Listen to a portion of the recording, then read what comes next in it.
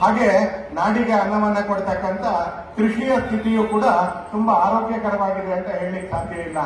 ಹಾಗೆ ಕೃಷಿಗೆ ಮತ್ತು ಮನುಷ್ಯನ ಜೀವನಕ್ಕೆ ಬೆನ್ನೆಲುಬಾಗಿ ನಿಂತ್ಕೊಂಡಿರ್ತಕ್ಕಂಥ ನಾವು ಸುತ್ತೂರು ಕ್ಷೇತ್ರವನ್ನು ಕೂಡ ಸೇರಿಕೊಂಡು ನಾವು ಇಡೀ ದೇಶದಲ್ಲಿ ಎಲ್ಲಿ ಬೇಕಾದರೂ ನೋಡ್ಬೋದು. ಯಾವುದಾದ್ರೂ ಒಂದು ಸಾಧಕ ಕ್ಷೇತ್ರ ಅಂತಿದ್ರೆ, ಒಂದು ಧಾರ್ಮಿಕ ಕ್ಷೇತ್ರ ಅಂತಿದ್ರೆ, ಒಂದು ಪೂಜ್ಯ ಕ್ಷೇತ್ರ ಅಂತಿದ್ರೆ ಅಲ್ಲಿ ಪಕ್ಕದಲ್ಲಿ ಒಂದು ನದಿ ಇದ್ದೇ ಇರುತ್ತೆ. ಆ ನದಿಯ ದಂಡೆಯಲ್ಲಿ ಆ ಜೀವನದ ಸಂಸ್ಕೃತಿ, ಜೀವನದ ನಡವಳಿಕೆ ಇವೆಲ್ಲವೂ ಕೂಡ ಆ ನದಿಯ ಜೊತೆಗೆ ಸೇರ್ಕೊಂಡು ಬೆಳ್ಕೊಂಡು ಬಂದಿರ್ತಕ್ಕಂಥ ಒಂದು ಸಂಗತಿಯನ್ನ ನಾವೆಲ್ಲ ಕಡೆ ಗಮನಿಸ್ತೀವಿ. ನಾಗರಿಕತೆಗಳನ್ನ ನೋಡಿ ನೀವು, ಸಿಂಧು ನಾಗರಿಕತೆ ಸಿಂಧು ನದಿಯ ಹೆಸರಿನಲ್ಲಿ, ಓಲ್ಗಾ ನಾಗರಿಕತೆ ಓಲ್ಗಾದ ಹೆಸರಿನಲ್ಲಿ, ಅಮೆಜಾನ್ ನಾಗರಿಕತೆ ಅಮೆಜಾನ್ ನದಿಯ ಹೆಸರಿನಲ್ಲಿ, ಹೀಗೆ ನೀರನ್ನು ಬಿಟ್ಟು ಮನುಷ್ಯ ಇಲ್ಲ, ನೀರನ್ನು ಬಿಟ್ಟು ಕೃಷಿ ಇಲ್ಲ. ಆ ನೀರಿನ ವಿಷಯ ಕೂಡ ಇವತ್ತು ಬಹಳ ಸಂಕಷ್ಟದಲ್ಲಿದೆ. ಮನುಷ್ಯ ಮಾಡ್ತಕ್ಕಂಥ ವ್ರತ ಮಾಡ್ತಕ್ಕಂಥ ಸಾಮಾನ್ಯ ಮನುಷ್ಯರು ಆಹಾರ ಇಲ್ಲದೆ ಒಂದಿನ, 2 ದಿನ, 21 ದಿನ, 51 ದಿನ, 106 ದಿನ ತೋರಿಸ್ಕೊಟ್ಟಿದ್ದಾರೆ. ಮನುಷ್ಯ ಪ್ರಯತ್ನ ಪಟ್ಟರೆ 106 ದಿನಗಳ ಕಾಲ ಆಹಾರ ಇಲ್ಲದೆ ಬದುಕಬಹುದು. ಆದ್ರೆ ಗಾಳಿ ಇಲ್ಲದೆ ಕೆಲವು ಕ್ಷಣ ಕೂಡ ಬದುಕಕ್ಕಾಗಲ್ಲ, ನೀರು ಇಲ್ಲದೆ ಕೆಲವು ಗಂಟೆಗಳ ಕಾಲ ಕೂಡ ನಾವು ಬದುಕಕ್ಕೆ ಸಾಧ್ಯ ಇಲ್ಲ. ಇವತ್ತು ಆ ತರದ ನೀರು ಕೂಡ ಇವತ್ತು ಬಹಳ ಸಂಕಷ್ಟದ ಸ್ಥಿತಿಯಲ್ಲಿದೆ. ನದಿಗಳು ಹರಿತಾ ಇದೆ, ಆದ್ರೆ ಗಂಗಾ ನದಿ ಅಂತ, ಕಾವೇರಿ ನದಿಯಂತಹ ಅನೇಕ ನದಿಗಳು ಕೆಲವು ಪ್ರದೇಶಗಳಲ್ಲಿ ಅದು ಸೇವಿಸಲಿಕ್ಕೆ, ಕೃಷಿಗೆ ಯೋಗ್ಯವೇ ಅಲ್ಲ ಅಂತಕ್ಕಂಥ ಸ್ಥಿತಿಯಲ್ಲಿದೆ. ನಗರದ ಪ್ರದೇಶಗಳಲ್ಲಿ ನಲ್ಲಿಯಲ್ಲಿ ಬರ್ತಕ್ಕಂಥ ನೀರು ಅಲ್ಲಿನ ಆಡಳಿತ ಶುದ್ಧೀಕರಿಸಿದ ನೀರು ಅಂತ ಹೇಳ್ತಾರೆ.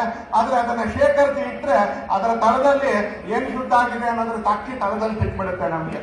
ಅದರ ಜೊತೆಗೆ ಇವತ್ತು ಜಲಕ್ಷಾಮ ಏನಿದೆ, 2035 ಅಷ್ಟೊತ್ತಿಗೆ ನಮ್ಮ ದೇಶದ ಪ್ರಮುಖ 50 ನಗರಗಳ ಪೈಕಿ ಬೆಂಗಳೂರನ್ನು ಸೇರಿಸಿಕೊಂಡಾಗೆ 31 ನಗರಗಳು ಅದು ಅತ್ಯಂತ ವಿಪರೀತದ ಜಲಕ್ಷಾಮ ಪರಿಸ್ಥಿತಿಯನ್ನು ಎದುರಿಸ್ತವೆ ಅಂತ ಇವತ್ತು ರಾಜ್ಯದ ನೀತಿ ಆಯೋಗ ಹೇಳ್ತಾ ಇದೆ. ಹಾಗಾಗಿ ಇವತ್ತು ಈ ಧಾರ್ಮಿಕ ಕ್ಷೇತ್ರದಲ್ಲಿ ಯಾವ 3 ವಿಷಯಗಳ ಬಗ್ಗೆ, ಕೃಷಿಯ ಬಗ್ಗೆ, ರೈತನ ಬಗ್ಗೆ ಮತ್ತು ನೀರಿನ ಬಗ್ಗೆ ಇವತ್ತು ಚರ್ಚೆ ನಡೀತಾ ಇದೆಯೋ, ಈ 3 ಕೂಡ ಇವತ್ತು ಬಹಳ ಒಳ್ಳೆ ಸ್ಥಿತಿಯಲ್ಲಿದೆ ಅಂತ ಏನಿಲ್ಲ. ಗ್ರಾಮಗಳಿಗೆ ನಮ್ಮೊಬ್ಬರು ಹಿರಿಯರು ಹೇಳ್ತಾ ಇದ್ರು, ಗ್ರಾಮಗಳಿಗೆ ಹೋದ್ರೆ ಕೆಲವು ಹಬ್ಬದ ದಿನ ಬಿಟ್ಟು ಆ ಗ್ರಾಮಗಳಲ್ಲಿ ತುಂಬಾ ನಿರಾಶೆಯ ವಾತಾವರಣ ಇದೆ. ಇವತ್ತು 2 ಕಾರಣಕ್ಕೆ ನಿರಾಶೆಯ ವಾತಾವರಣ. ಒಂದು, ಗ್ರಾಮದಲ್ಲಿ ಉತ್ಪತ್ತಿ ಇಲ್ಲ, ಗ್ರಾಮದಲ್ಲಿ ಆರ್ಥಿಕತೆ ಇಲ್ಲ, ಗ್ರಾಮದಲ್ಲಿ ಸಮೃದ್ಧಿ ಇಲ್ಲ ಅನೇಕ ಕಡೆಗಳಲ್ಲಿ. 2ನೇದು, ಗ್ರಾಮದಲ್ಲಿ ಇವತ್ತು ಯುವಕರು ಮತ್ತು ಯುವತಿಯರು ಇಲ್ಲವೇ ಇಲ್ಲ, ಎಲ್ಲರೂ ವಯಸ್ಸಾಗಿರ್ತಕ್ಕಂಥವ್ರು ಇರ್ತಕ್ಕಂಥದ್ದಂತ. ಹಾಗೆ ಯಾವುದೋ ಒಂದು ಹಂತದಲ್ಲಿ ಕಳೆದ 4 ದಶಕದಲ್ಲಿ ಯಾವುದನ್ನ ಕುವೆಂಪು ಅವರು, ಈ ನಾಡಿನ ರಾಷ್ಟ್ರಕವಿ ರಸಋಷಿಯಾಗಿರ್ತಕ್ಕಂಥ ಕುವೆಂಪು ಅವರು ರೈತ ಗೀತೆಯಲ್ಲಿ ನೇಗಿಲಯೋಗಿ ಹಾಡಿನಲ್ಲಿ ಯಾವ ಉದ್ಯಮವನ್ನ, ಯಾವ ಕೆಲಸವನ್ನ ಯೋಗ ಅಂತ ಕರೆದ್ರು, ಯಾವ ಕೆಲಸವನ್ನ ಧರ್ಮ ಅಂತ ಕರೆದ್ರು, ಅವರದನ್ನ ವ್ಯಾಪಾರ ಅಂತ ಕರೀಲಿಲ್ಲ, ಅವರದನ್ನ ನೌಕರಿ ಅಂತ ಕರೀಲಿಲ್ಲ, ಅವರದನ್ನ ಒಂದು ಉದ್ಯಮ ಅಂತ ಕರೀಲಿಲ್ಲ, ಒಂದು ಇಂಡಸ್ಟ್ರಿ, ಟ್ರೇಡ್ ಅಂತ ಕರೀಲಿಲ್ಲ. ಕುವೆಂಪು ಅವರು ಈ ಕೃಷಿಯನ್ನ ಅದನ್ನ ನೇಗಿಲು ಕರ್ಮ ಅಂತ ಕರೆದ್ರು, ನೇಗಿಲನ್ನ ಯೋಗ ಅಂತ ಕರೆದ್ರು, ಕೃಷಿಯನ್ನ ಧರ್ಮ ಅಂತ ಕರೆದ್ರು. ಇವತ್ತದು ವ್ಯಾಪಾರೀಕರಣದ ಹಿಂದೆ ಹೋಗ್ತಾ ಹೋಗ್ತಾ ಕಳೆದ 3-4 ದಶಕಗಳಲ್ಲಿ ಹಸಿರು ಕ್ರಾಂತಿ ಹೆಸರಿನಲ್ಲಿ ಹೊಟ್ಟೆ ಏನೋ ತುಂಬಿತು, ಆದ್ರೆ ಸಾತತ್ಯ ಇದೆಯಾ, ಕಂಟಿನ್ಯೂಟಿ ಇದೆಯಾ ಅಂತ ಕೇಳಿದ್ರೆ ಇವತ್ತು ಬೃಹತ್ ನೀರಾವರಿಗಳು ಎಲ್ಲೆಲ್ಲಿದೆ ಮೈಸೂರನ್ನ ಸೇರಿಸ್ಕೊಂಡು ಇವತ್ತು ನೀವು ಸಿಂಧನೂರು ತಾಲೂಕಿಗೆ ಹೋದ್ರೆ, ಹೊಸಕೋಟೆ ತಾಲೂಕಿಗೆ ಹೋದ್ರೆ ಇವತ್ತು ಜಮೀನು ಕೃಷಿ ಮಾಡುವಂತ ಸ್ಥಿತಿಯಲ್ಲಿ ಇವತ್ತು ಇಲ್ಲವೇ ಇಲ್ಲ. ಸೌಲಭ್ಯದಿಲ್ಲ ಇವತ್ತು ಜಮೀನು. ಅತಿ ಸೆಲೈನಿಟಿಯ ಕಾರಣಕ್ಕೆ, ಅತಿ ಉಷ್ಣ ಲವಣಾಂಶದ ಕಾರಣಕ್ಕೆ, ಇವತ್ತು ಅತಿ ನೀರಾವರಿ ಕಾರಣಕ್ಕೆ ಕೃಷಿ ನಿಧಾನಕ್ಕೆ ಆ ಪ್ರದೇಶಗಳಲ್ಲಿ ಮಾಡಲಿಕ್ಕೆ ಸಾಧ್ಯ ಇದೆ ಅಂತಕ್ಕಂಥ ಪರಿಸ್ಥಿತಿ ಇವತ್ತು ಬಂದಿದೆ. ನೀರು ಸಿಗ್ತಾ ಇರುವಂತ ಕಡೆ ಅತಿ ನೀರಿನ ಬಳಕೆ, ವಿವೇಚನೆ ಇಲ್ಲದೆ ಅತಿ ನೀರಿನ ಬಳಕೆ, ನೀರು ಸಿಗ್ತಾ ಇರುವಂತ ಕಡೆ ಆಡಳಿತ ವ್ಯವಸ್ಥೆಯಲ್ಲಿ ಇರೋರು ಮತ್ತು ರೈತರು ಇಬ್ರು ಕೂಡ ಮರೆತು ಏಕ ಬೆಳೆಯನ್ನ ತಗೊಂಡು ಬಂದಿರೋದ್ರ ಪರಿಣಾಮ ಇವತ್ತು ಗ್ರಾಮದಲ್ಲಿ ಮಾರಲಿಕ್ಕೆ ಅನೇಕ ಧಾನ್ಯಗಳಿದೆ. ಆದ್ರೆ ಅದ್ರ ಜೊತೆಗೆ ಇತ್ತೀಚೆಗೆ ನಮ್ಮೊಬ್ಬರು ಕಾರ್ಯಕರ್ತರು 3 ವರ್ಷದ ಕೆಳಗೆ ನಮಗೆ ಬೇಕಾಗಿರ್ತಕ್ಕಂಥ ಬೇಸಿಗೆ ಅವಶ್ಯಕತೆಗಳು ವರ್ಷದಲ್ಲಿ ಎಷ್ಟು ಕೊಂಡುಕೊಂಡು ಬರ್ತೀವಿ ಅಂತ ಕೇಳಿದ್ರೆ, ಮಂಡ್ಯ ಜಿಲ್ಲೆಯ ಒಂದೇ ಒಂದು ಕೀಲಾರ ಗ್ರಾಮದಲ್ಲಿ ಇಲ್ಲಿರ್ತಕ್ಕಂಥ ನಾವೆಲ್ಲರೂ ಕೂಡ ಒಂದ್ ಸ್ವಲ್ಪ ಯೋಚನೆ ಮಾಡಿದ್ರೆ ನಮ್ಮ ಗ್ರಾಮದ ಬಗ್ಗೆ, ನಮ್ಮ ಮನೆ ಬಗ್ಗೆನೂ ಅನ್ಸುತ್ತೆ. ಆ ಗ್ರಾಮ ದೊಡ್ಡ ದೊಡ್ಡ ಟಿವಿ, ಕಂಪ್ಯೂಟರ್, ಫ್ರಿಜ್ ಅದಲ್ಲ, ಬೇಸಿಕ್ ವಸ್ತುಗಳು ಏನ್ ಬೇಕಾಗಿದೆ, ಉಪ್ಪಿನಿಂದ ಹಿಡಿದು ಬಟ್ಟೆವರೆಗೆ ವರ್ಷಕ್ಕೆ ಕೀಲಾರ ಗ್ರಾಮ 14 ಕೋಟಿ ರೂಪಾಯಿರಷ್ಟು ವಸ್ತುಗಳನ್ನ ಹೊರಗಡೆಯಿಂದ ತಗೊಂಡ್ಬಾರೆ. ಇವತ್ತು ವಿಚಿತ್ರ ಅಂತ ಹೇಳಿದ್ರೆ ಆ ಗ್ರಾಮದಿಂದ ಇನ್ನೊಂದು ಗ್ರಾಮಕ್ಕೆ ಶಿಫ್ಟ್ ಆಗುತ್ತೆ. ಎಲ್ಲಿ ಹಿತ್ತನನ್ನ ಮತ್ತು ಕೃಷಿಯನ್ನ ಎರಡನ್ನೂ ಸಂಕಷ್ಟಕ್ಕೆ ದೂಡಿರುವಂತಹ ದಿನಗಳಲ್ಲಿ ಇವತ್ತು ಸುತ್ತೂರಿನಿಂದ ಧಾರ್ಮಿಕ ಕ್ಷೇತ್ರಗಳು, ಭಾರತೀಯ ಕೃಷಿ ಅನುಸಂಧಾನ ಪರಿಷತ್ನಂತ ಕೃಷಿಕ ಸಂಸ್ಥೆಗಳು ಹಾಗೆ ಇವತ್ತು ನಮ್ಮೆದುರಿಗಿರ್ತಕ್ಕಂಥ ಅನೇಕ ಪ್ರಗತಿಪರ ಸಾವಯವ ಕೃಷಿಕರು ಇವತ್ತು ಪೂರ್ಣ ಮರು ಆಲೋಚನೆ ಮಾಡಲಿಕ್ಕೆ ಆರಂಭ ಮಾಡಿದ್ದಾರೆ. ಇಡೀ ಜಗತ್ತು ಒಂದು ರೀಥಿಂಕಿಂಗ್ ನ ಮರು ಆಲೋಚನೆಯ ಪ್ರೋಸೆಸ್ ನ ಕಡೆಗೆ ನಿಧಾನಕ್ಕೆ ಹೆಜ್ಜೆಯನ್ನು ಇಡ್ತಾ ಇದೆ. ಇವತ್ತು ಜಗತ್ತಲ್ಲಿ ಸಾವಯವ ಕೃಷಿಯ ಪದಾರ್ಥಗಳು ಏನಿದಾವೆ ಇವತ್ತು ಪಟ್ಟಣ ಪ್ರದೇಶಗಳಲ್ಲಿ ಮತ್ತೆ ಒಂದ್ ಚಕ್ರ ಬದುಕು ಯಾವಾಗಲೂ ಒಂದ್ ಚಕ್ರ ಒಂದ್ ಕಡೆಯಿಂದ ಹೋಗ್ತಾ ಇದ್ದಾಗೆ ಮತ್ತೆ ವಾಪಸ್ ಬರಲೇಬೇಕು. ಚುನಾವಣೆ ಅದು 5 ವರ್ಷಕ್ಕೊಂದ್ಸಲಿ ಬರಲೇಬೇಕು. ಪ್ರತಿ ವರ್ಷ ಯುಗಾದಿಯಿಂದ ಯುಗಾದಿಗೆ ಮತ್ತೆ ಅದೇ ತಿಥಿ ಬರುತ್ತೆ, ಅದೇ ಮಾಸ ಬರುತ್ತೆ. ಮನುಷ್ಯನ ಬದುಕಿನಲ್ಲಿ 60 ವರ್ಷದ ಚಕ್ರಗಳು ಅದೇ ರೀತಿ ಬರುತ್ತೆ. ಹಾಗೆ ಪೀಳಿಗೆಯಿಂದ ಪೀಳಿಗೆಗೆ ಮನುಷ್ಯನ ಜೀವನದಲ್ಲಿ ಎಲ್ಲವೂ ಚಕ್ರಗಳ ರೀತಿಯಲ್ಲಿ ಬಂದ ಹಾಗೆ ಈಗ ನಿಧಾನಕ್ಕೆ ಅತಿ ನೀರಿನ ಉಪಯೋಗದಿಂದ ಕಡಿಮೆ ನೀರಿನ ಉಪಯೋಗದ ಕಡೆಗೆ, ಏಕ ಬೆಳೆಯಿಂದ ಬೆಳೆ ವೈವಿಧ್ಯತೆಯ ಕಡೆಗೆ, ಕ್ರಾಪ್ ಪ್ಯಾಟರ್ನ್ ಕಡೆಗೆ, ತುಂಬಾ ಕೀಟನಾಶಕಗಳು ಮತ್ತು ಗೊಬ್ಬರವನ್ನು ಉಪಯೋಗಿಸೋದ್ರಿಂದ ಈಗ ನಿಧಾನಕ್ಕೆ ಸಾವಯವ ಕೃಷಿ ಕಡೆಗೆ, ನೈಸರ್ಗಿಕ ಕೃಷಿ ಕಡೆಗೆ, ಶೂನ್ಯ ಬಂಡವಾಳದ ಕೃಷಿಯ ಕಡೆಗೆ ಕೃಷಿಕ ಕೂಡ ಹೊರಳ್ತಾ ಇದ್ದಾನೆ. ಆಡಳಿತ ವ್ಯವಸ್ಥೆ ಕೂಡ ಹೊರಳ್ತಾ ಇದೆ. ಮನುಷ್ಯ ಜೀವನ ಕೂಡ ನಿಧಾನಕ್ಕೆ ಹೊರಳ್ತಾ ಇದೆ. ಅಂತ ಒಂದು ಸಂಕ್ರಮಣದ ಸ್ಥಿತಿಯಲ್ಲಿ ನಾನು ಅನ್ಕೊಳ್ತಾ ಇದ್ದೀನಿ ಇವತ್ತಿನ ಈ ವಿಚಾರ ಸಂಕಿರಣ ನಡೀತಾ ಇದೆ. ಇದು ರೈತರಿಗೆ ಮಾತ್ರ ಸಂಬಂಧಪಟ್ಟಿರ್ತಕ್ಕಂಥ ವಿಷಯ ಅಂತ ಹೇಳಿದ್ರೆ ನಾವೆಲ್ಲರೂ ಇರ್ರೆಸ್ಪಾನ್ಸಿಬಲ್ ಆಗ್ಬಿಡ್ತೀವಿ, ಬೇಜವಾಬ್ದಾರಿತ ವ್ಯಕ್ತಿಗಳಾಗ್ಬಿಡ್ತೀವಿ. ಇದು ರೈತರಿಗೆ ಮಾತ್ರ ಸಂಬಂಧಪಟ್ಟಿರ್ತಕ್ಕಂಥ ವಿಷಯ ಅಂತ ಆದ್ರೆ ಒಂದು ಧಾರ್ಮಿಕ ಕ್ಷೇತ್ರದಲ್ಲಿ ಇದನ್ನ ಮಾಡೋ ಅವಶ್ಯಕತೆನೇ ಇರಲಿಲ್ಲ. ಆದ್ರೆ ಇದು ಎಲ್ಲರೂ ಯೋಚನೆ ಮಾಡಬೇಕಾಗಿರ್ತಕ್ಕಂಥ ಸಂಗತಿ, ಎಲ್ಲರೂ ಇದರಲ್ಲಿ ಪಾಲ್ಗೊಳ್ಬೇಕಾಗಿರ್ತಕ್ಕಂಥ ಸಂಗತಿ. ಈಗ ರೈತರ ಬದುಕನ್ನ ಹಸನ್ ಮಾಡುವಂತ ಕಡೆ ಇವತ್ತು ಸರ್ಕಾರಗಳು ಯೋಚನೆ ಮಾಡ್ತಾ ಇದ್ದಾವೆ, ಹಾಗೆ ರೈತ ಕೂಡ ಯೋಚನೆ ಮಾಡ್ಲಿಕ್ಕೆ ಆರಂಭ ಮಾಡಿದ್ದಾನೆ. ಹಾಗೆ ಕೃಷಿಯನ್ನ ವಿಷಮುಕ್ತ ಮಾಡೋದ್ರ ಕಡೆಗೆ, ಆಹಾರ ಪದಾರ್ಥಗಳನ್ನ ವಿಷಮುಕ್ತ ಮಾಡೋದ್ರ ಕಡೆಗೆ, ಹಾಗೆ ಆಹಾರ ಪದಾರ್ಥಗಳು ಇವತ್ತು ಅತಿಯಾಗಿರ್ತಕ್ಕಂಥ ಕೀಟನಾಶಕ ಮತ್ತು ಅತಿಯಾಗಿರ್ತಕ್ಕಂಥ ಗೊಬ್ಬರದ ಉಪಯೋಗದಿಂದ ನಿಧಾನಕ್ಕೆ ಗೊಬ್ಬರವೇ ಇಲ್ಲದೆ ಇರ್ತಕ್ಕಂಥ, ಕೀಟನಾಶಕದ ಅವಶ್ಯಕತೆಯೇ ಇಲ್ಲದೆ ಇರ್ತಕ್ಕಂಥ ಧಾನ್ಯಗಳ ಜೊತೆಗೆ ಈಗ ಒಂದು 20-25 ವರ್ಷದ ಕೆಳಗೆ ಯಾವ ಧಾನ್ಯಗಳ ಹೆಸರನ್ನ ಹೇಳಿದ್ರೆ ಅದನ್ನ ತಿನ್ನಕ್ಕೆ ನಮ್ಗೇನು ಗತಿ ಇಲ್ವಾ ಅಂತ ಹೇಳ್ತಾ ಇದ್ದಂತ ಜನ ಇವತ್ತು ಅದೇ ಧಾನ್ಯಗಳನ್ನ, ಸಿರಿ ಧಾನ್ಯಗಳನ್ನ ನಮಗೆ ಪರಿವರ್ತನೆ ಆಗ್ತಾರೆ.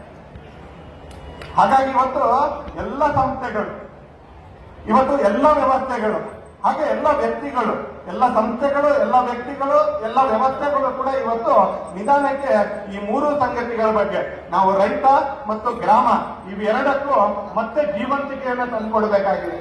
ಎಲ್ಲೋ ಒಂದ್ ಕಡೆ ನಗರ ಪ್ರದೇಶಗಳಿಗೆ ಹೋಗ್ತಾ ಇರತಕ್ಕಂತ ರೀತಿಯನ್ನ ವ್ಯತ್ಯಾಸ ಮಾಡಿ ಇವತ್ತು ನಿಧಾನಕ್ಕೆ ನಾವು ನೋಡಿದ್ರೆ ನನಗೆ ಗೊತ್ತಿರೋ ಹಾಗೆ ಕಳೆದ 5-6 ವರ್ಷಗಳಲ್ಲಿ ಒಂದು 100ಕ್ಕಿಂತ ಜಾಸ್ತಿ ಜನ ನಮ್ಮ ಕಾರ್ಯಕರ್ತರು ಅವರು ಬೆಂಗಳೂರಿನಿಂದ ವಿದೇಶಗಳಿಂದ ನಮ್ಮ ಹಳ್ಳಿಗಳಿಗೆ ವಾಪಸ್ ಹೋಗಿ ಅಲ್ಲಿ ಬದುಕಿನ ಆನಂದವನ್ನ ನಿಧಾನಕ್ಕೆ ಕಂಡುಕೊಳ್ಳಲಿಕ್ಕೆ ಆರಂಭ ಮಾಡಿದ್ದಾರೆ. ಇದಕ್ಕೊಂದ್ ಸ್ವಲ್ಪ ಬೆಂಬಲ ಬೇಕು, ಇದಕ್ಕೊಂದ್ ಸ್ವಲ್ಪ ಧೈರ್ಯನೂ ಬೇಕು, ಇದಕ್ಕೊಂದ್ ಸ್ವಲ್ಪ ಮೆಚ್ಚುಗೆನೂ ಬೇಕು, 3 ಬೇಕು. ಆರ್ಥಿಕವಾಗಿ ವ್ಯವಸ್ಥೆಯ ದೃಷ್ಟಿಯಿಂದ ಇದಕ್ಕೊಂದ್ ಸ್ವಲ್ಪ ಬೆಂಬಲ ಬೇಕು. ವಾಪಸ್ ಹೋಗುವಂತವನಿಗೆ ಧೈರ್ಯ ಇರಬೇಕು. ಹಾಗೆ ಹತ್ರ ಇರ್ತಕ್ಕಂಥವ್ರು ಏನೋ ಹೋಗಿ ಬೆಂಗಳೂರಿಂದ ಬಂದಿದೆಯಾ ಅಂತ ಅವ್ನು ಕಾಲೇಜಿಯ ಪ್ರಯತ್ನ ಮಾಡಬಾರ್ದು. ಬಂದಿರೋವನಿಗೆ 4 ಮೆಚ್ಚುಗೆಯ ಮಾತುಗಳು ನೀಡಬೇಕು. ಯಾಕಂದ್ರೆ ಯಾವಾಗಲೂ ನದಿ ಯಾವ ದಿಕ್ಕಿನಲ್ಲಿ ಹರಿತಾ ಇದೆಯೋ ಆ ದಿಕ್ಕಿನಲ್ಲಿ ಈಜಕ್ಕೆ ತಾಕತ್ತು ಬೇಡ, ಆ ದಿಕ್ಕಿನಲ್ಲಿ ಈಜಲಿಕ್ಕೆ ಕುಶಲತೆ ಇದ್ರೆ ಸಾಕು, ನಮ್ಗೆ ಈಜು ಗೊತ್ತಿದ್ರೆ ಸಾಕು. ಆದ್ರೆ ತಾಕತ್ ಯಾವ್ದಕ್ಕೆ ಬೇಕು ಅಂತ ಕೇಳಿದ್ರೆ ನದಿಯ ಪ್ರವಾಹಕ್ಕೆ ವಿರುದ್ಧವಾಗಿ ಈಜಲಿಕ್ಕೆ ಯಾವಾಗಲೂ ಕೂಡ ಪ್ರವಾಹಕ್ಕೆ ವಿರುದ್ಧವಾಗಿ ಈಜಲಿಕ್ಕೆ ಅದಕ್ಕೆ ತಾಕತ್ ಬೇಕು. ನಮ್ಮ ಊರಿಂದ ಪಟ್ಟಣಕ್ಕೆ ಹೋಗ್ಲಿಕ್ಕೆ ಬಹಳ ವ್ಯವಸ್ಥೆ ಬೇಡ, ಯಾಕಂದ್ರೆ ತನ್ಪಾಡಿಗೆ ತನ್ನ ಜನ ಹೋಗ್ತಾ ಇದ್ದಾರೆ. ಆದ್ರೆ ಇವತ್ತು ಪಟ್ಟಣದಿಂದ ಯಾರ ಗ್ರಾಮಕ್ಕೆ ವಾಪಸ್ ಬರ್ತಾ ಇದ್ದಾರೆ ಅವ್ರಿಗೆ 4 ಮೆಚ್ಚುಗೆಯ ನುಡಿಗಳು ಕೂಡ ಬೇಕು, ಅವ್ರಿಗೆ ಬೆಂಬಲದ ವ್ಯವಸ್ಥೆಗಳು ಕೂಡ ಬೇಕು. ಹಾಗಿದ್ದಾಗ ಮಾತ್ರ ಈ ಪ್ರವಾಹ ಏನಿದೆ ಒಳ್ಳೇದಾಗಿದೆ. ಹಸಿರು ಕ್ರಾಂತಿಯಿಂದ ಒಳ್ಳೇದಾಗಿಲ್ಲ ಅಂತ ಹೇಳ್ತಾ ಇಲ್ಲ, ಶ್ವೇತಕ್ರಾಂತಿಯಿಂದ ಒಳ್ಳೇದಾಗಿಲ್ಲ ಅಂತ ಹೇಳ್ತಾ ಇಲ್ಲ. ಆದ್ರೆ ಪ್ರತಿ ವಿಷಯಕ್ಕೂ ಅದೇ ನಾಣ್ಯಕ್ಕೆ ಇನ್ನೊಂದು ಮುಖನೂ ಇಲ್ಲ. ಹಾಲು ಯಥೇಚ್ಛವಾಗಿ ಸಿಗ್ತಾ ಇದೆ ಅನ್ನೋ ಸತ್ಯವಾಗಿರ್ಬೇಕಾದ್ರೆ ಇವತ್ತು ಅದೇ ರೀತಿಯಲ್ಲಿ ನಾಟಿ ತಳಿಗಳು ನಾಶ ಆಗ್ತಾ ಇದ್ದಾವೆ, ಬರೇ ಬ್ರೀಡ್ ತಳಿಗಳು ಮಾತ್ರ ಬರ್ತಾ ಇದ್ದಾವೆ. ಇದು ಕೂಡ ಅಷ್ಟೇ ಸತ್ಯ ಅಂತದೆ. ಇವೆರಡರ ನಡುವೆ ಸಮತೋಲನ ಕಂಡುಕೊಳ್ಬೇಕಾಗಿರ್ತಕ್ಕಂಥ ಚಿಂತನೆಗಳು ಇವತ್ತು ಸುತ್ತೂರಿನಂತ ಶ್ರೀ ಕ್ಷೇತ್ರಗಳಲ್ಲಿ ಧಾರ್ಮಿಕ ಜಾತ್ರೆಯ ಸಂದರ್ಭದಲ್ಲೂ ನಡೀತಾ ಇರ್ತಕ್ಕಂಥದ್ದು ನಾನು ಅನ್ಕೊಳ್ತೀನಿ ಸಮಾಜಕ್ಕೆ ಬಹುದೊಡ್ಡ ರೀತಿಯಲ್ಲಿ ಇದು ಜೀವ ತಂದುಕೊಡ್ತಾ ಇದೆ, ಸಮಾಜಕ್ಕೆ ಬಹುದೊಡ್ಡ ರೀತಿಯಲ್ಲಿ ಬೆಂಬಲ ತಂದುಕೊಡ್ತಾ ಇದೆ. ಇದೊಂದು ಧಾರ್ಮಿಕ ಜಾತ್ರೆ. ಆದ್ರೆ ಈ ಧಾರ್ಮಿಕ ಜಾತ್ರೆಯ ಸಂದರ್ಭದಲ್ಲಿ ಬರೀ ಕರ್ಮಕಾಂಡಗಳಿಗೆ, ಆಚರಣೆಗಳಿಗೆ ಮಾತ್ರ ಸೀಮಿತವಾಗಿದೆಯಾ ಅಂತ ಕೇಳಿದ್ರೆ ಮಾತ್ರ ಸೀಮಿತವಾಗಿಲ್ಲ. ಇವತ್ತು ಇಬ್ಬರು ಸಾಧಕರ ಬಾಯಿಂದ ಕೃಷಿ ಬಗ್ಗೆ ಮಾತುಗಳನ್ನ ಕೇಳಿದ, ಇವತ್ತು ಜಾತ್ರೆಯ ಸಂದರ್ಭದಲ್ಲಿ 16 ಜನ ಪ್ರಗತಿಪರ ಕೃಷಿಕರಿಗೆ ಸನ್ಮಾನ ನಡೀತು. ಹಾಗೆ ಇವತ್ತು ಜಾತ್ರೆಯ ಸಂದರ್ಭದಲ್ಲಿ ಪಕ್ಕದಲ್ಲೇ 6 ದಿನಗಳ ಕಾಲ ಕೃಷಿ ಸಲಕರಣೆಗಳ, ಕೃಷಿ ಉಪಕರಣಗಳ ಹೊಸ ಹೊಸ ಸಂಶೋಧನೆಗಳ ಪ್ರದರ್ಶನ ಕೂಡ ನಡೀತಾ ಇದೆ. ಅದೇ ರೀತಿಯಲ್ಲಿ ವಿಚಾರ ಸಂಕಿರಣದಲ್ಲಿ ರೈತರಿಗೆ ಲಾಭ ಆಗ್ತಕ್ಕಂಥ, ರೈತರಿಗೆ ಅನುಕೂಲ ಆಗ್ತಕ್ಕಂಥ ಅನೇಕ ವಿಷಯಗಳು ಕೂಡ ನಡೀತಾ ಇದೆ. ಇಂಗ್ಲಿಷ್ ಅಲ್ಲೊಂದು 360 ಡಿಗ್ರಿ ಅಪ್ರೋಚ್ ಅಂತ ಇದೆ. ಈ 360 ಡಿಗ್ರಿ ಅಪ್ರೋಚ್ ಅಂದ್ರೆ ಹೀಗೆ, ಒಂದು ಧಾರ್ಮಿಕ ಕ್ಷೇತ್ರದಲ್ಲಿ ಇಲ್ಲಿ ಧಾರ್ಮಿಕ ಯಜ್ಞವೂ ನಡೆಯುತ್ತೆ, ಭಕ್ತಿ ಯಜ್ಞವೂ ನಡೆಯುತ್ತೆ, ಜ್ಞಾನ ಯಜ್ಞವೂ ನಡೆಯುತ್ತೆ, ಅನ್ನ ಯಜ್ಞವೂ ನಡೆಯುತ್ತೆ, ಕೃಷಿ ಯಜ್ಞವೂ ನಡೀತಾ ಇದೆ ಅಂತ ಒಂದು ಶ್ರೇಷ್ಠ ಜಾಗದಲ್ಲಿ ನಾವೆಲ್ಲರೂ ಇವತ್ತು ಕೂತ್ಕೊಂಡಿರ್ತಕ್ಕಂಥದ್ದು ನಮ್ಮ ಬದುಕಿನ ಸೌಭಾಗ್ಯ ಅಂತ ಹೇಳಿದ್ರೆ ನನಗೇನು ಅತಿಶಯೋಕ್ತಿ ಅಂತ ಅನ್ಸೋದಿಲ್ಲ. ಆ ಪುಣ್ಯದ ಜಾಗದಲ್ಲಿ ನಾವೆಲ್ಲರೂ ಕೂತ್ಕೊಂಡಿದ್ದೀವಿ. ಇವತ್ತು ಸಂಕಟದಲ್ಲಿರ್ತಕ್ಕಂಥ ಈ 3 ವ್ಯವಸ್ಥೆಗಳಿಗೆ, ರೈತ, ಕೃಷಿ ಮತ್ತು ನೀರು, ಈ 3 ವ್ಯವಸ್ಥೆಗಳಿಗೆ ಉತ್ತರ ಕಂಡುಕೊಳ್ಬೇಕು ಅಂತಕ್ಕಂಥ ಹಂಬಲ, ಉತ್ತರ ಕಂಡುಕೊಳ್ಬೇಕು ಅಂತಕ್ಕಂಥ ಧಾವಂತ ಇವತ್ತು ಇಡೀ ಜಗತ್ತಲ್ಲಿ ಮೂಡ್ತಾ ಇರ್ತಕ್ಕಂಥ ಸಂದರ್ಭದಲ್ಲಿ ಸುತ್ತೂರಿನ ಶ್ರೀ ಕ್ಷೇತ್ರದಲ್ಲಿ ಅದಕ್ಕೆ ಉತ್ತರ ಕಂಡುಕೊಳ್ಳುವಂತ ಒಂದು ವ್ಯವಸ್ಥಿತ ಪ್ರಯತ್ನ ಕೂಡ ಇವತ್ತು ನಡೀತಾ ಇದೆ.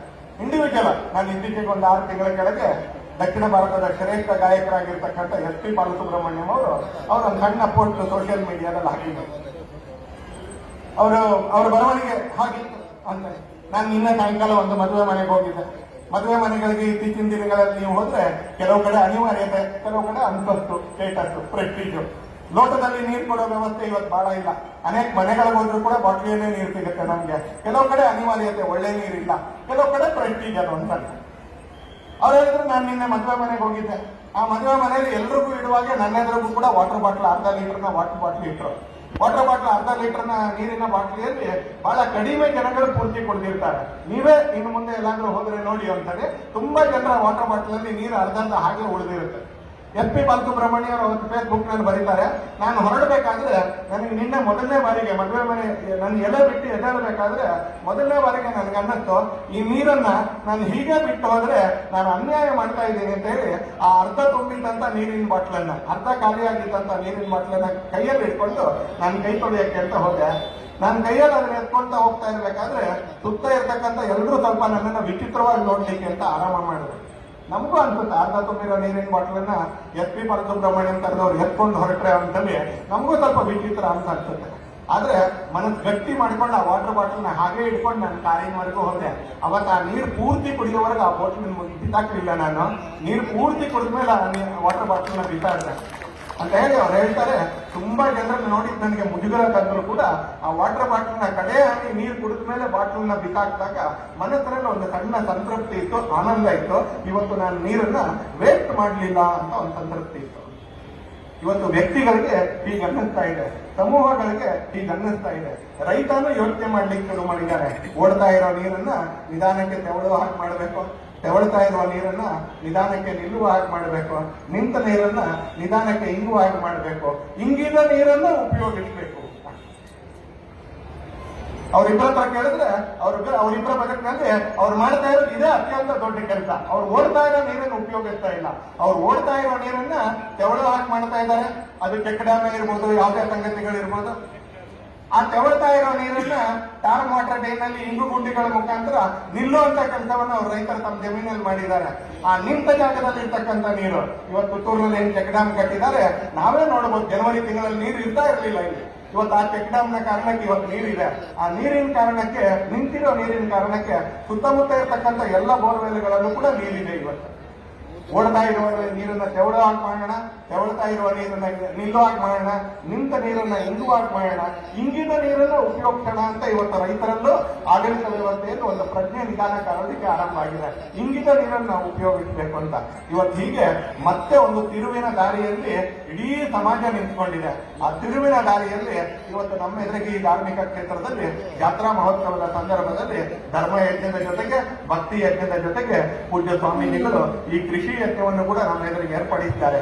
ಇಲ್ಲಿಂದ ಒಂದು ಸಂದೇಶ ತಗೊಂಡು ಹೋಗೋಣ. ಮೊದಲನೇ ಸಂದೇಶ ಅಂತ ಹೇಳಿದ್ರೆ, ವಿಷ ಮುಕ್ತವಾಗಿರ್ತಕ್ಕಂಥ ಧಾನ್ಯಗಳನ್ನ ಇನ್ನೂ ಒಂದು 2-3 ವರ್ಷ 10 ರೂಪಾಯಿ ಜಾಸ್ತಿ ಆದ್ರೂ ಪರವಾಗಿಲ್ಲ, ನಾನು ಸಾವಯವ ಪದಾರ್ಥಗಳನ್ನ ಕೊಂಡ್ಕೊಳ್ತೀನಿ. ಯಾಕಂದ್ರೆ ಕೊಂಡ್ಕೊಳ್ತಾನೆ ಅದ್ರ ಬೆಲೆ ನಿಧಾನಕ್ಕೆ ಕಡಿಮೆ ಆಗೋದು. ಕೊಂಡ್ಕೊಳ್ಳೋರು ಇಲ್ದಿದ್ರೆ ಯಾವ ವಸ್ತುವಿನ ಬೆಲೆನೂ ಕಡಿಮೆ ಆಗಲ್ಲ. ಆರ್ಥಿಕವಾಗಿ ಚೆನ್ನಾಗಿರ್ತಕ್ಕಂಥವ್ರು 1-2 ವರ್ಷ ನಾನು 10 ರೂಪಾಯಿ ಜಾಸ್ತಿ ಆದ್ರೂ ಪರವಾಗಿಲ್ಲ, ನಾನು ವಿಷ ಮುಕ್ತವಾಗಿರ್ತಕ್ಕಂಥ ಸಾವಯವದಲ್ಲಿ ಬೆಳೆದಿರ್ತಕ್ಕಂಥ ಶೂನ್ಯ ಬಂಡವಾಳದಲ್ಲಿ ಬೆಳೆದಿರ್ತಕ್ಕಂಥ ಪದಾರ್ಥಗಳನ್ನೇ ನಾನು ಉಪಯೋಗಿಸ್ತೀನಿ. ನಾಟಿ ದನದ ಹಾಲು ಇವತ್ತು ಸಿಗ್ಲಿಕ್ಕೆ ಆರಂಭ ಆಗಿದೆ. 5 ರೂಪಾಯಿ ಜಾಸ್ತಿ ಇದೆ ಲೀಟರ್ಗೆ. 1-2 ವರ್ಷ ನಾನು 5 ರೂಪಾಯಿ ಜಾಸ್ತಿ ಕೊಡ್ತೀನಿ ಅಂತ ನಾವು ಮನಸ್ಸು ಮಾಡಿದ್ರೆ, ಹಾಗೆ ರೈತ ಯಾವ್ದನ್ನ ನಾನು ದೇವರು ಅಂತ ಪೂಜಿಸ್ತೀನೋ ಆ ಭೂಮಿಗೆ ನಿಧಾನಕ್ಕೆ ವಿಷ ಹಾಕೋದನ್ನ ಕಡಿಮೆ ಮಾಡ್ತಾ ಮಾಡ್ತಾ ಒಂದು ದಿನ ನಾನು ಹಾಕದೇ ಇರುವ ಹಾಗೆ ನಾನು ಕೃಷಿ ಮಾಡ್ತೀನಿ ಅಂತ ರೈತನೂ ಸಂಕಲ್ಪ ಮಾಡಬೇಕು. ಹಾಗೆ ಇಲ್ಲಿ ಕೂತ್ಕೊಂಡಿರ್ತಕ್ಕಂಥವರೆಲ್ಲರೂ ಒಂದು ಪ್ರತಿಜ್ಞೆ ಎಲ್ಲರೂ ಮಾಡ್ಬೋದು, ಅದಕ್ಕೆ ರೈತ ಅಂತಿಲ್ಲ. ಯಾವುದೇ ಕಾರಣಕ್ಕೆ ಒಂದು ಹನಿ ನೀರನ್ನು ವೇಸ್ಟ್ ಮಾಡಲ್ಲ. ನಾನು ಎಷ್ಟು ಬೇಕಾದ್ರೂ ಉಪಯೋಗಿಸ್ತೀನಿ. ಭೂಮಿ ಉಪಯೋಗಕ್ಕೆ ಎಷ್ಟು ಬೇಕಾದ್ರೂ ಕೊಡುತ್ತೆ, ಆದ್ರೆ ದುರುಪಯೋಗಕ್ಕೆ ಮತ್ತು ವೇಸ್ಟ್ ಮಾಡಕ್ಕೆ ಭೂಮಿ ಹತ್ರ ಅವಕಾಶ ಇಲ್ಲ. ಹಾಗೆ ಒಂದು ಹನಿ ನೀರನ್ನು ನಾನು ದುರುಪಯೋಗ ಮಾಡೋದಿಲ್ಲ ಮತ್ತು ವ್ಯರ್ಥ ಮಾಡೋದಿಲ್ಲ ಅನ್ನುವಂತಹ ಸಂಕಲ್ಪವನ್ನ ಇವತ್ತಿನ ಈ ಪವಿತ್ರವಾಗಿರ್ತಕ್ಕಂಥ ದಿನ ಪೂಜ್ಯ ಸ್ವಾಮೀಜಿಗಳ ಸಾನ್ನಿಧ್ಯದಲ್ಲಿ ನಾವೆಲ್ಲರೂ ಸ್ವೀಕರಿಸುವಂತ ಒಂದು ಸಾರ್ಥಕ ಹೆಜ್ಜೆಯನ್ನ ನಾವೆಲ್ಲರೂ ಇಡೋಣ ಅಂತ ಹೇಳಿ ನನ್ನನ್ನು ಇವತ್ತಿನ ಈ ಕಾರ್ಯಕ್ರಮದ ವೇದಿಕೆಯಲ್ಲಿ ಮಾತಾಡಲಿಕ್ಕೆ ಅವಕಾಶ ಕೊಟ್ಟಿರ್ತಕ್ಕಂಥ ಪೂಜ್ಯ ಸ್ವಾಮೀಜಿಗಳ ಪಾದಾರವಿಂದಕ್ಕೆ ಮತ್ತೊಮ್ಮೆ ನಮಸ್ಕರಿಸ್ತಾ ನಿಮ್ಮೆಲ್ಲರಿಗೂ ಧನ್ಯವಾದಗಳನ್ನ ಸಮರ್ಪಿಸ್ತಾ ನನ್ನ ಮಾತುಗಳನ್ನ ಮುಕ್ತಾಯ ಮಾಡ್ತೀನಿ.